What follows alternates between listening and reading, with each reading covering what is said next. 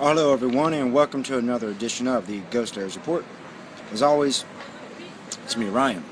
I'm here today in Yokohama, Japan, and we're going to look at something rather interesting that has developed. It appears that 1,324 Fukushima citizens have filed legal action against TEPCO and the Nuclear Safety Commission. Now, this complaint goes against 33 named TEPCO Electric Power Company executives and the Japanese government in connection with the disaster that happened in northern Japan. Now, the government agency named in the lawsuit is, of course, the Japanese Nuclear Safety Commission. Now, this is all in connection with the Fukushima Daiichi nuclear power plant and its meltdown and subsequent disaster after.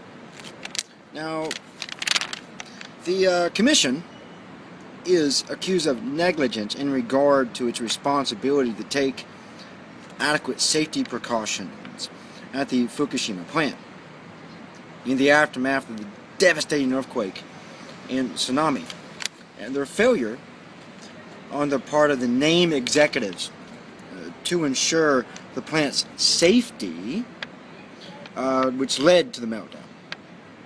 This is what the complaint says.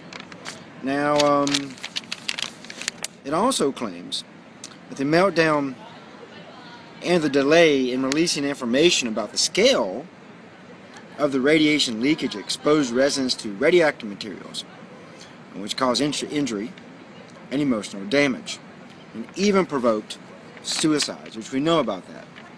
There's been lots of suicides from those residents in regard to all this. These people have lost their livelihood, they've lost everything, all due to because of a massive negligence on the Nuclear Safety Commission's part and the TEPCO as an entity, as a company.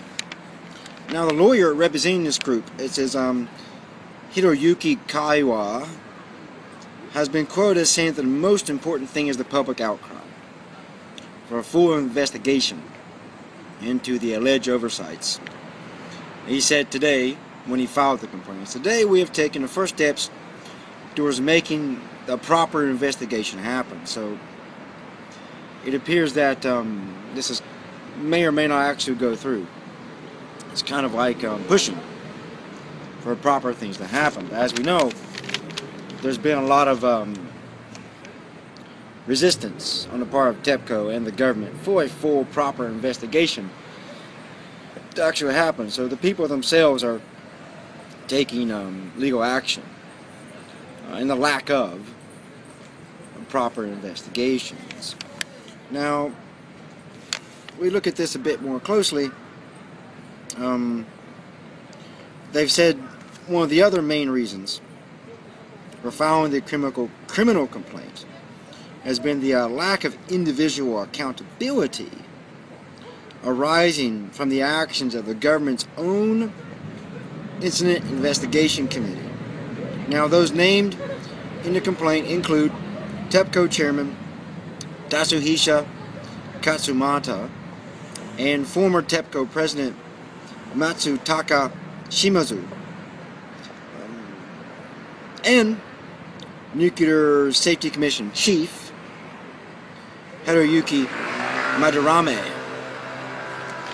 Now, this is some big accusations, and now what this lawsuit could lead to is proper compensation.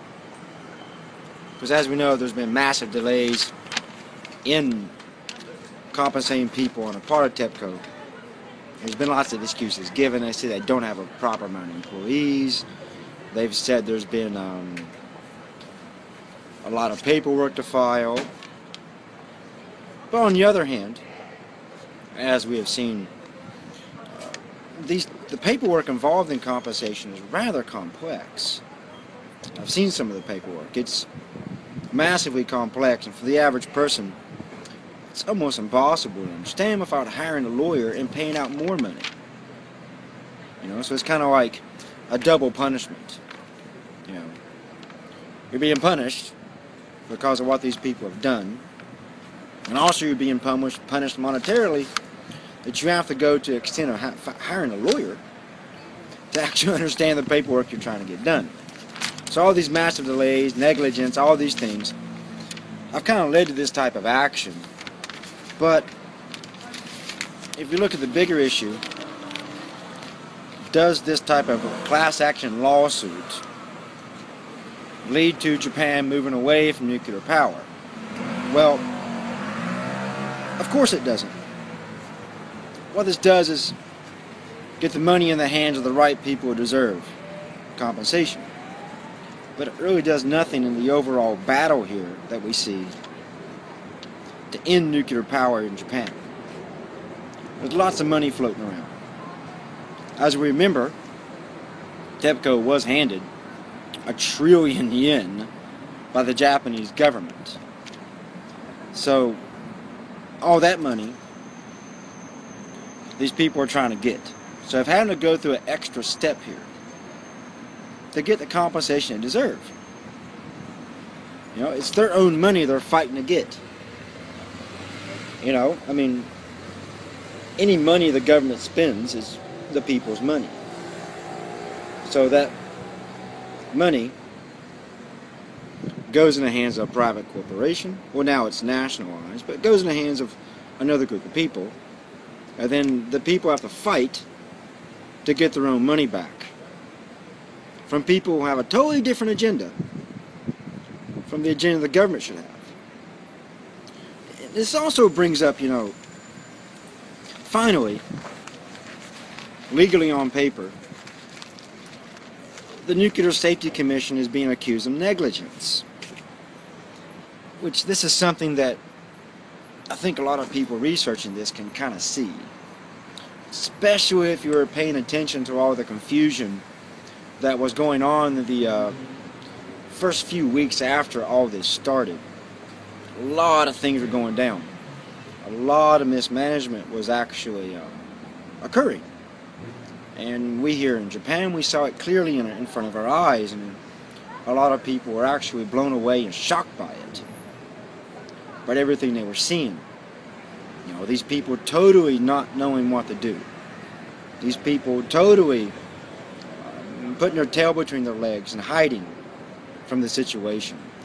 The people who are supposed to be responsible when things really do go bad were not doing that. They were giving excuses. They were being absentee from their duties. They were not giving proper information. I remember the foreign media was absolutely going nuts by the Japanese government not releasing information to them so they could actually do their job and report what's actually going on. Now, these people also are claiming, bring up the point of SPEEDY. Now, SPEEDY is the agency responsible for releasing proper radiation levels. They're saying if SPEEDY had released information quickly and properly, a lot of people could have prepared themselves. Wait a minute here. We're asking SPEEDY to do their job. Alright, so now this is another thing that's been going on I haven't really been focusing on. The conflict between the information SPEEDY does release and what the average person with their own Geiger counters doing their own research have been reporting. There's been a major disparity between the radiation levels reported between like citizen journalists and actual government agency SPEEDY. So it's a bit failure on the part here of these class action lawsuits to ask SPEEDY to release information more quickly. Because when SPEEDY does release information, it's often apparently looking not to be accurate. So there's all that going on. But overall, this is kind of an interesting sign here that you have a massive amount of people ganging up together to go after these people and to ask for proper compensation. So, as always, guys, please leave a comment in the comment box below. If you want to leave a video response, I always welcome those. If your video response is particularly interesting and brings up some good points, I'll make a video response responding to you. So until next time, guys, it's me here, Ryan, in Yokohama, Japan today, checking out.